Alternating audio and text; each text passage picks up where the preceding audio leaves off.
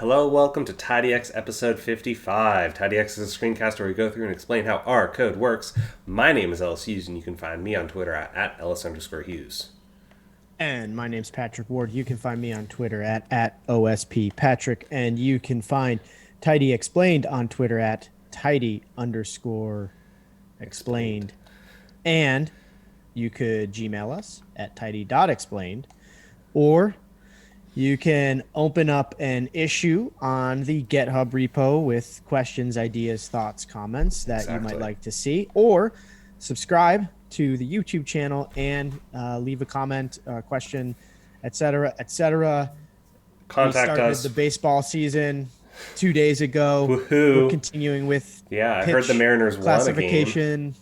The Mariners won a game in a walk-off fashion. Hey, a and W's so a W. now we are continuing with pitch classification. Classification. We are what, three? This is the third episode, yeah. So the first one, episode 53, was on data cleaning and some exploration. Last week we did exploration with KNN, and now and some UMAP. Trees and forests. And now we're going to some trees and forests. We're going to the Pacific Northwest. All right, So let me share my screen here so that Patrick can see what we're talking about. So sharing screen. All right, so to give y'all some backup information, so Patrick and I are working on some pitch classification models. We are asked by the Fantasy Baseball League, FBL. They wanted to predict which pitches are thrown because they have a human doing it, and it's really just inefficient. So they want to productionalize it, make predictions come through faster. So they hired us. Theoretically, not in real world. So what we did is we went and used the MLB Gameday package on GitHub and downloaded a bunch of data for us.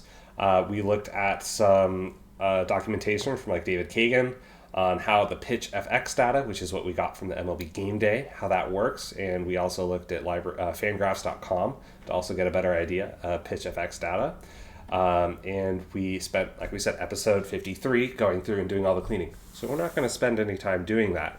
Go ahead and check out episode 53. We go into a lot of detail on the decisions that we make with that process. The one thing I will say about the top there where we have the references or the resources, if you were doing this project, we were really doing this project, and we were keeping a markdown file like this where you can see that we keep everything annotated. Like, here's where we load the data. Here's how we clean the data. These are the things that we're doing. That reference section can get rather long because I might be dumping other papers like, hey, this is a reference paper. This is a reference paper. So if we were really working on this project and we were trying to, we were doing it honestly, we would be adding to that reference section, hey, I read this, what do you think about this, and blah, blah, blah. And that will kind of drive some of the things that we do. But we're not doing it for real. We're doing it for fun. For funsies. But it is sort of in a real format. Yeah. All right, so let's get started with our code itself. All right, so first we're going to set our path here. So we're working in our folder here that is available on GitHub. We're going to set some options so we don't want it to echo, and we're going to set the root directory for initter. And then we're going to load in some libraries that we normally use. So tidyverse for all our data manipulation needs.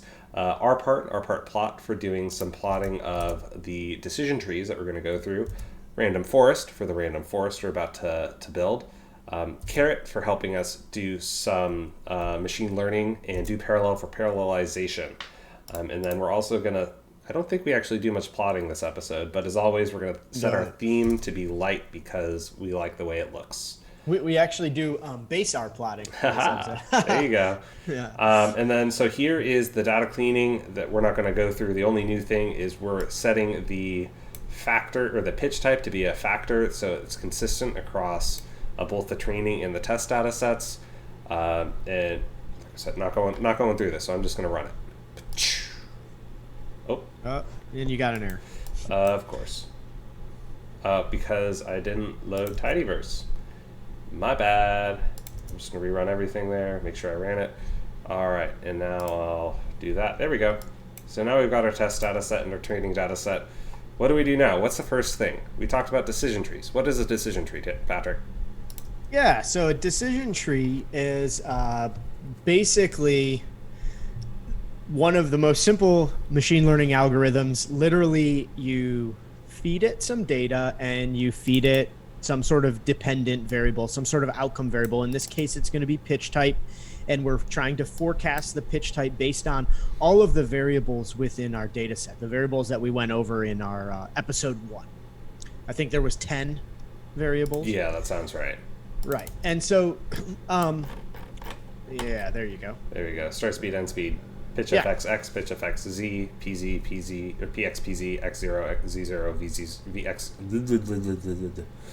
And so, exactly. And so the decision tree does exactly what it says, and it makes decisions based on the, taking those variables, and it looks for a way to split its decision. It basically makes a binary split at each node of the tree until it makes a terminal decision. The terminal node basically gives a decision of what the model believes the pitch type to be. The most common way that it makes a split is using an entropy measure, which is a measure of the amount of dispersion in a system, or the amount of uncertainty in a system. So in higher entropy, the more uncertainty, closer to 0, the lower uncertainty. Yep. So it partitions these decisions based on the entropy at each node, and then it does this several times over until it gets down to a final. And then, you would want to prune the tree to make sure you're not overfitting and stuff like that. We're just going to fit a simple tree to give an example. There's the benefits of the tree is that you're going to see they produce this super intuitive plot. For someone who doesn't have any technical knowledge, it's really easy to look at the decision tree and be like, oh, I can see how it made the decision that it made. The negatives of the decision tree is that they're often called a weak learner, which, because they fit this one single tree to the data, sometimes they don't generalize as well to new data and things like that. And we're going to move on to random forest really quickly to show you how to handle some of that. But first decision tree, we built it on the data. We print the summary, which isn't always intuitively helpful. It's pretty dense. It's basically a text version of this. Exactly. So here, how we read this tree is, what the algorithm found is that in this case, the Z movement axis, the Z movement of the pitch, is the most important feature to split the data on. And so it's saying, hey, if the Z movement is greater than or equal to 7.045, go to the left. Otherwise, go to the right.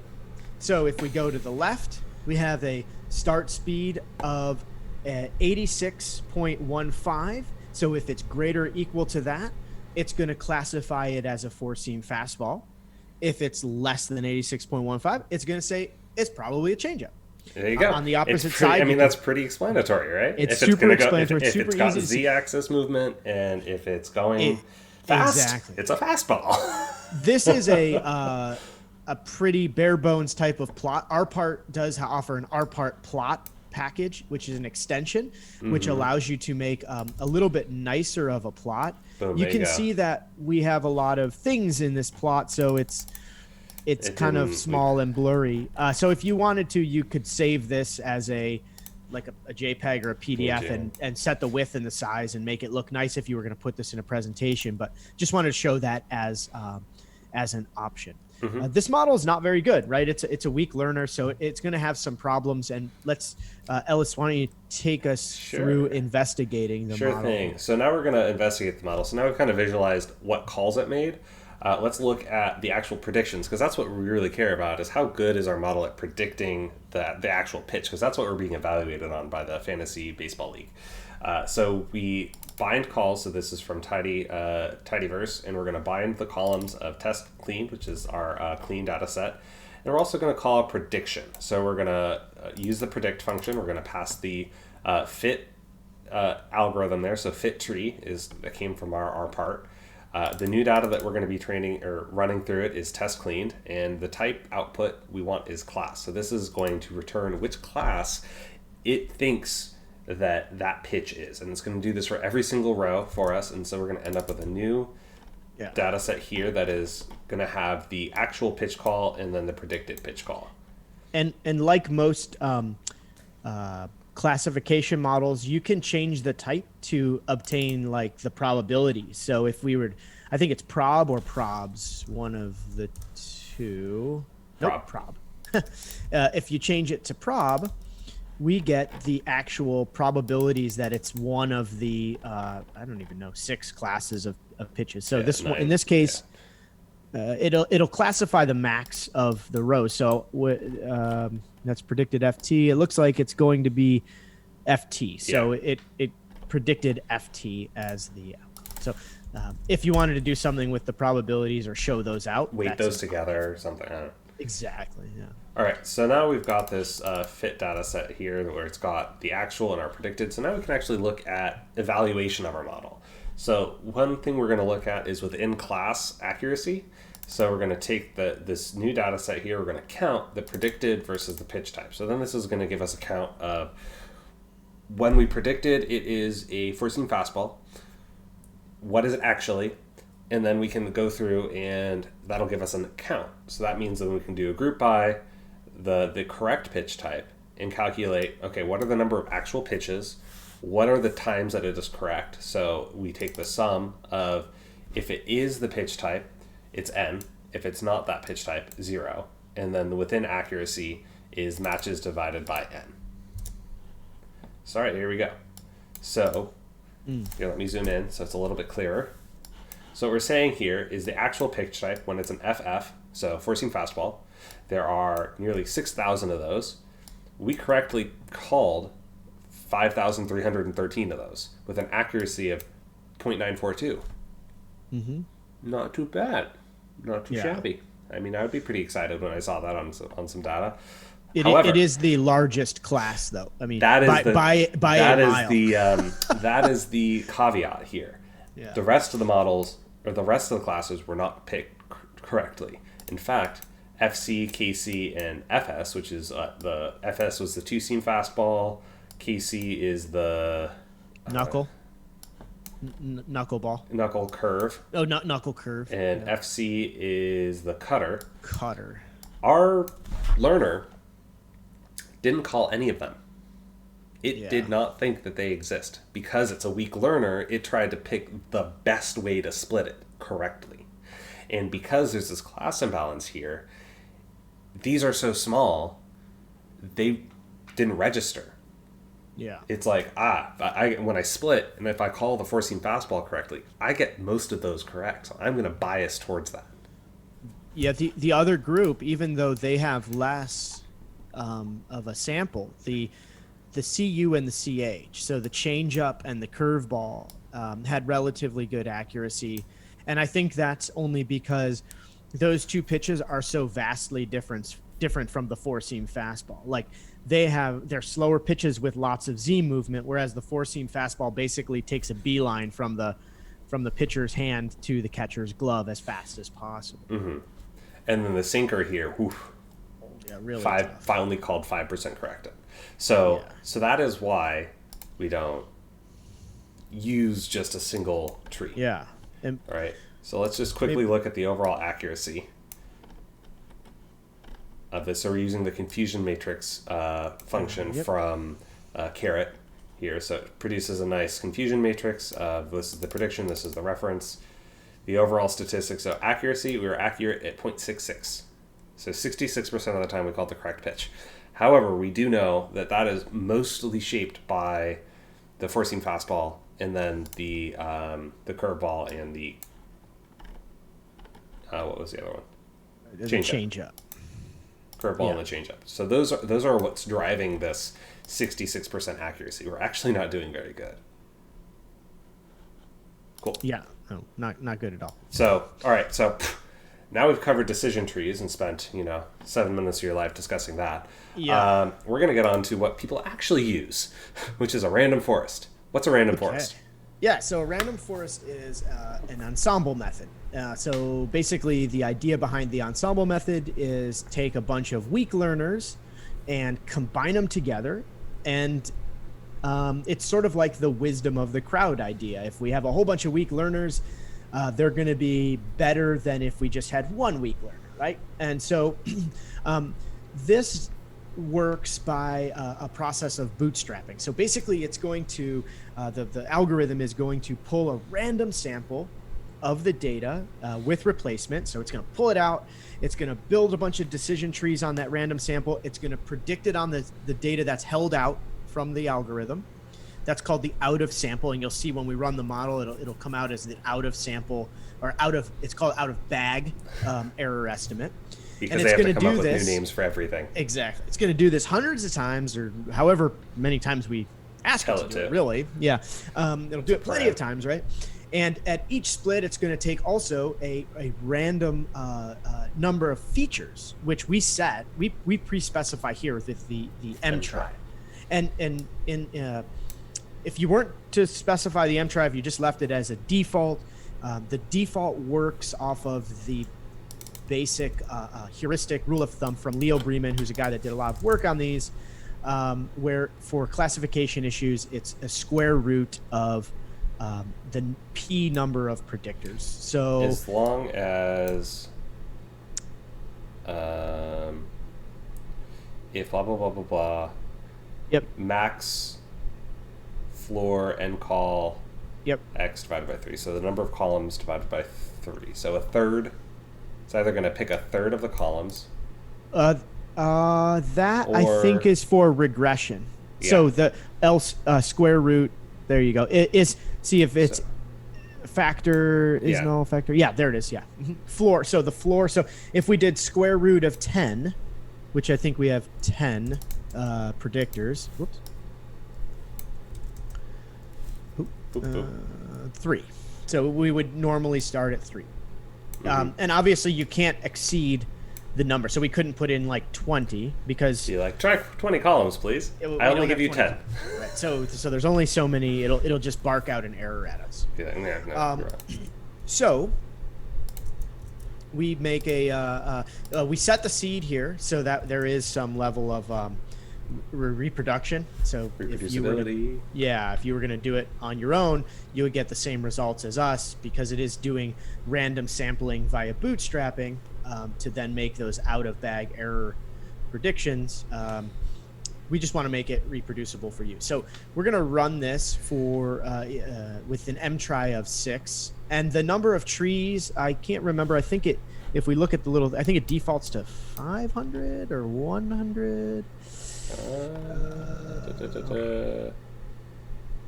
They formatted this in just the best way I think possible. If you go down to arguments, entry, there it is. Entry number of trees to grow should not be set too small. Oh, weird. They don't. I'm sure that there's some sort of. I think it's 500. For some reason, the number 500 is stuck in my head as the default, but I don't know why. Anyway, well, whatever it is. Here, let's do. Actually, it'll be in random forest. Yeah. There you go. No.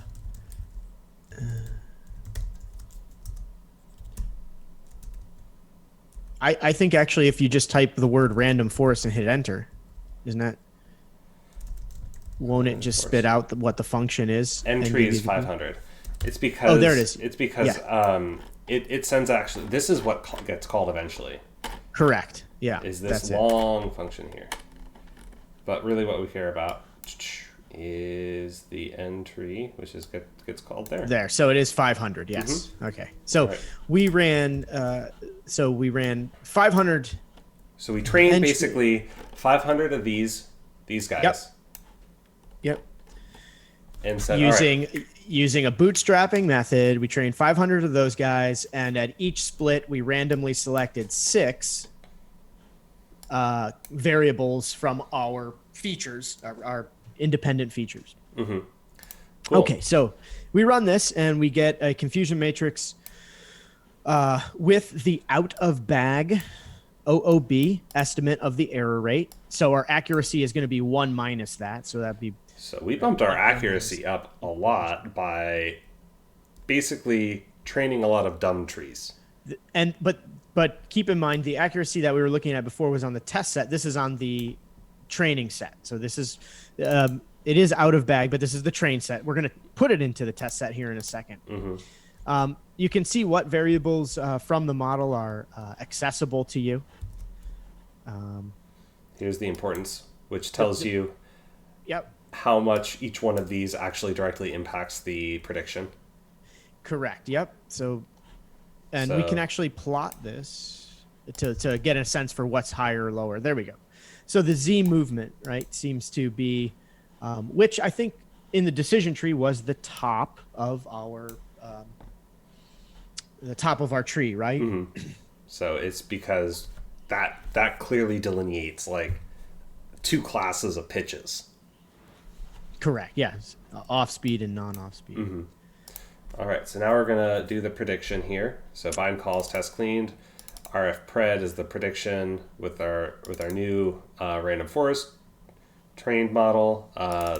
Training on the clean data. Prediction type is class. So we end up with the same type of data frame as we did before. But this time we're going to use the function from janitor. So we didn't actually explicitly load janitor earlier, but you can access it using the package name : and then the function. So this is just a nicer way to produce those confusion matrices. So we don't have to like do all the conversion. Yep. And so here you can start kind of looking, hey, we're getting a lot more along the diagonal.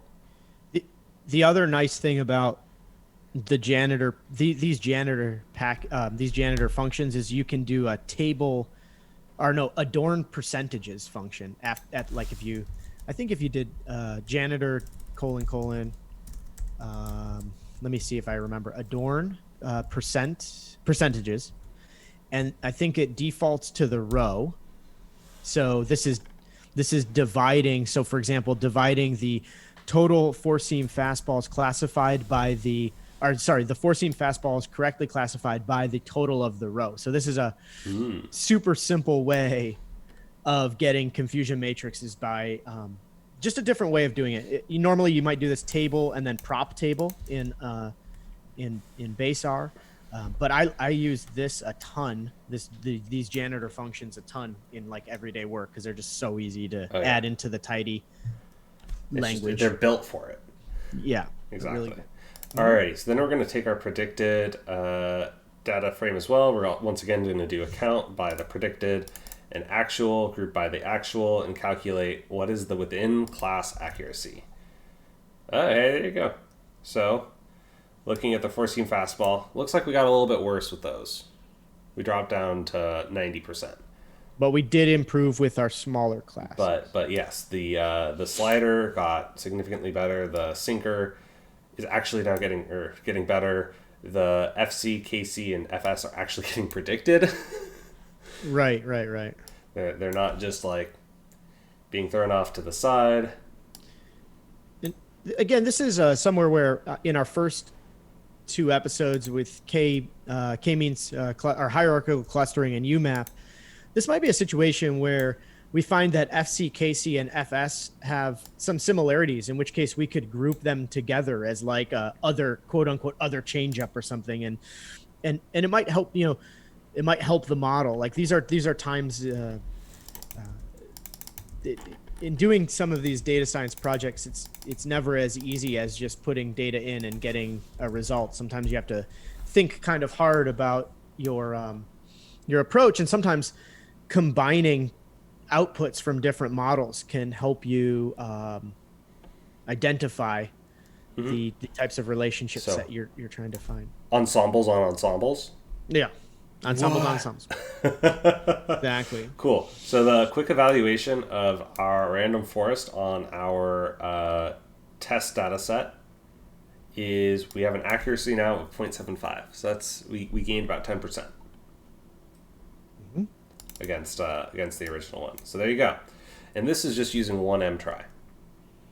But you don't usually just try one, right? Right? No. You want to try and maximize this. You want to try and maximize your mtry to get the best prediction possible without overfitting your data. And so one way to do this is to create a grid of possible values and work through that. So I'll give you a kind of an overview of the grid, and then you can talk about the parallelization of this, because I wasn't aware of this, and so I basically let mine run for about a half an hour and went and got a cup of coffee.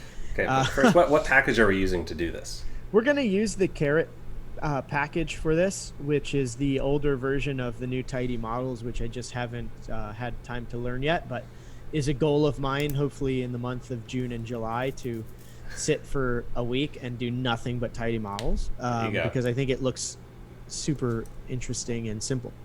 So we're going to tune our mtry. And that's the thing with many of these machine learning algorithms. Tuning is just a fancy way of saying these algorithms have little levers and buttons that you can push and dial up and dial down and things like that. So we're going to set a control parameter here. And this control parameter is what is going to tell the caret function what to do when it starts to tune this model. So we're going to use the method of repeated cross-validation. We're going to do it. We're going to do 5. So it's a 5-fold cross-validation, and we're only going to repeat it one time. Now, you could do this number equals 10 and repeats equals 3. We just want to keep it quick for you guys, so that we're not killing the computer here. Exactly. Yeah. So we set our control parameters. We set the seed again. And now I'm going to create this tuning grid that I want to try. So I want to try every mtry from 3 to 7. Okay. So this looks fairly basic right now, but this expand grid function, it would then, if we had a secondary thing like, yeah, it's going to find every Cartesian product. Is that what it is? Cartesian product, right? Every permutation. So now when we were to do this, it's got every single combination of them. So we went from only 5 entries to 25. Right. Because we did this, but we're not doing that. There's no secondary argument here. No. So we've got .mtry here. And so now here we go. So now we're going to go through, and so normally what you would do is you probably would just hop into your train in here. So this is from caret. This is, you're telling caret, okay, train my model on pitch type, or trying to predict pitch type on everything else.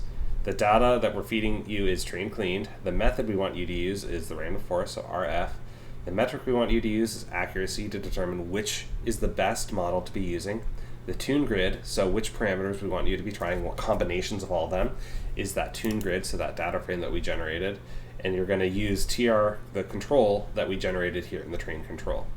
And it will just chunk through, boop, and do it serially, which means it would try one, and then go on do the next, and go on doing the next, and go on doing the next, in serial. However, these are embarrassingly parallel. With what that means is that the output of one does not actually impact the training of another.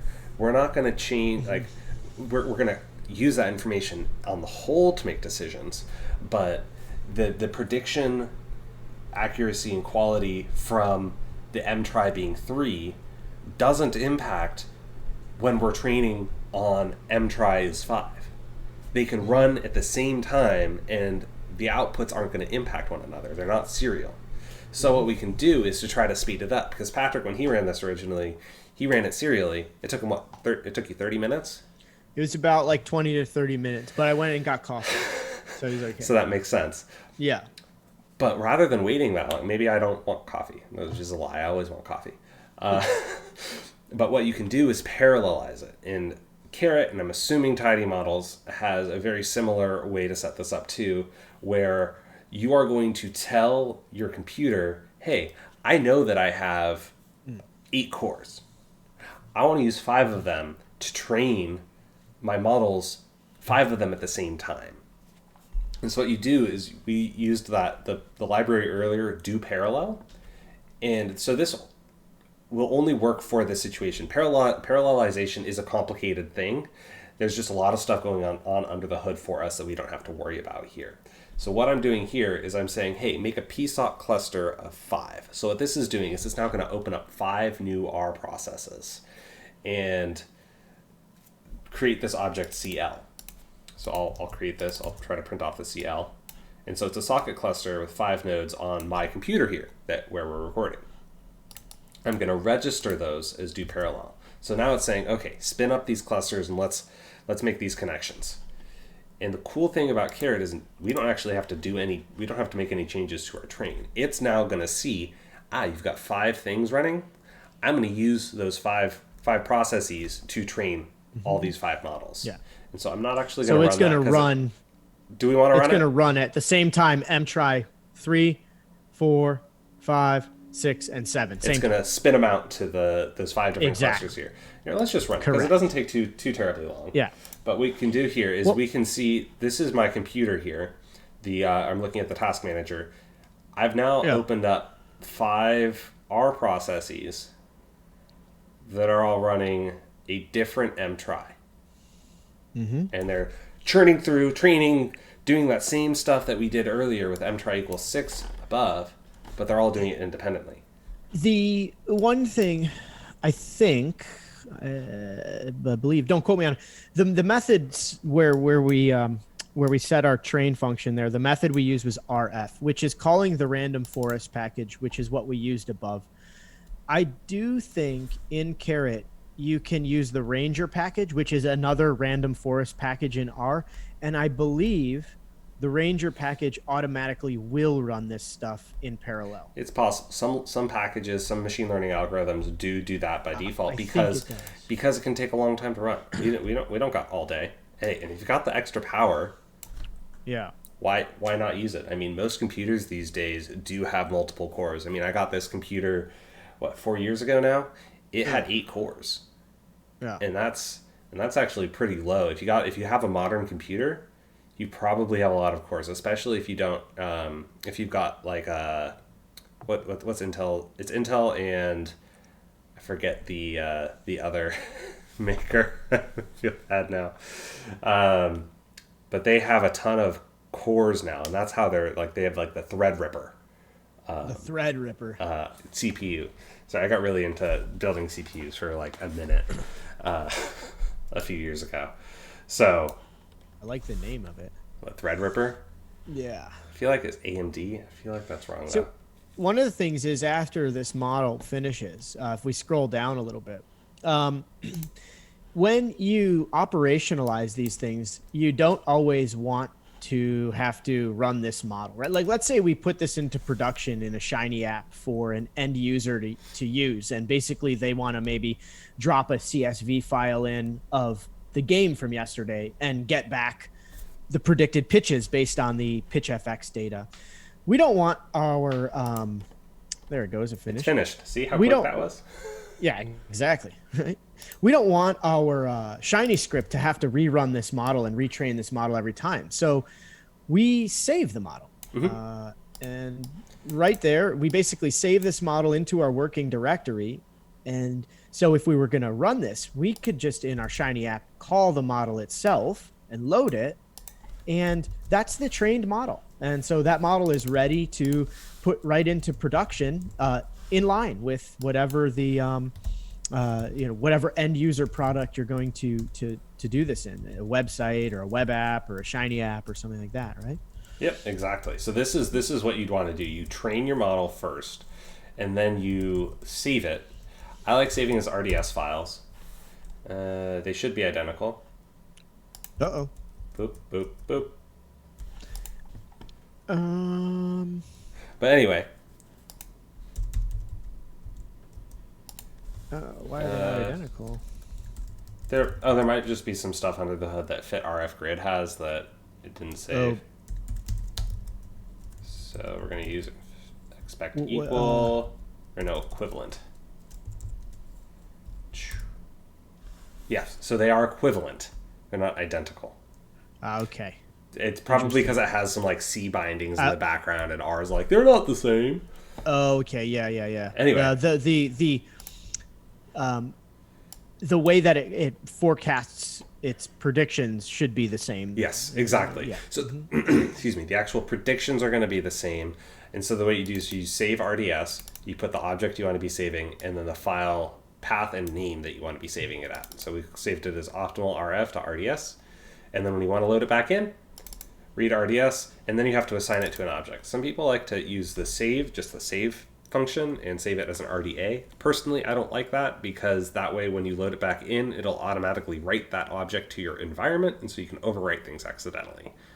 So Yeah, and you have to remember the name if you do, because I've done a bunch of save RDA. If you do that, you have to remember the name of the actual model that you're calling. So, like, if the model is called fitrfgrid, and we save the file as an RDA, and we call that file optimal underscore rf.rda. When I load that, when I do load optimal underscore rf.rda, it's going to load that into my working directory, but it's going to load it, and the only way I can call it is if I remember the name of the actual model, fit RF grid. It's like the weirdest thing. You can't assign it to a name. It's stupid. But so read RDS solves that problem for us. Yeah. There you go, bud. So, all right, so we've got this. So we went off on a tangent, but so now we have this fit random forest from caret. It tells us a high-level summary of our data.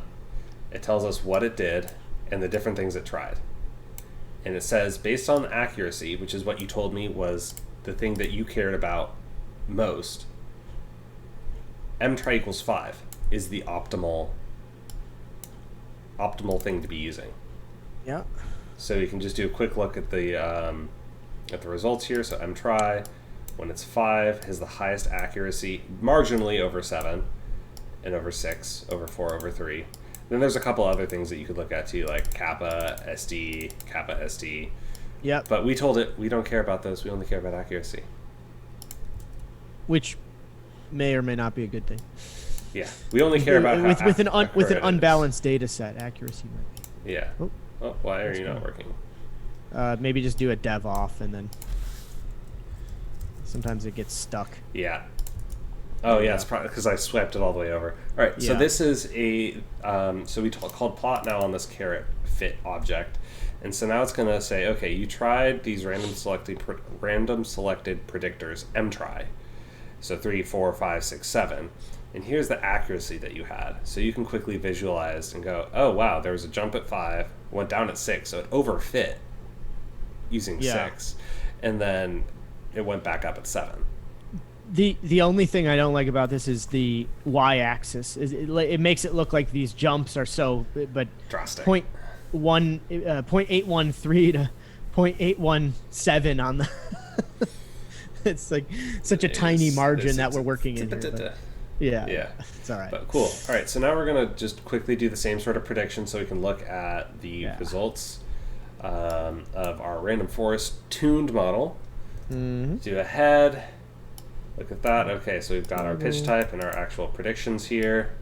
Let's do that table there to look at the confusion. So, cool, looks good. I don't know. And then we're going to look at the within class accuracy. Once again, we've improved the four-seam fastball. It's still in the 90s. Still driving a lot of the decision-making. The slider and the curveball, the changeup are still pretty solid. So, I don't know. It's about equivalent to what we did before because they're so minor in changes. Yeah. There are better models to use. We'll look into those more in future weeks.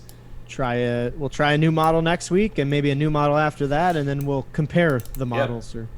Yep. And now the accuracy was 0.7533. So, yeah, I don't know. Solid model. But there we go. Cool. And that is random forest on predicting pitches. Random forest and decision trees. And what you can do to train them and optimize them and use them and all that other fun stuff. Sweet. Yep. But thank you so much for joining us this week on episode 3 of our series on pitch classification and episode 55 of TidyX. There we go. We're already at 55. As always, my name is Ellis Hughes. You can find me on Twitter at Ellis_Hughes. And my name's Patrick Ward. You can find me on Twitter at OSPPatrick.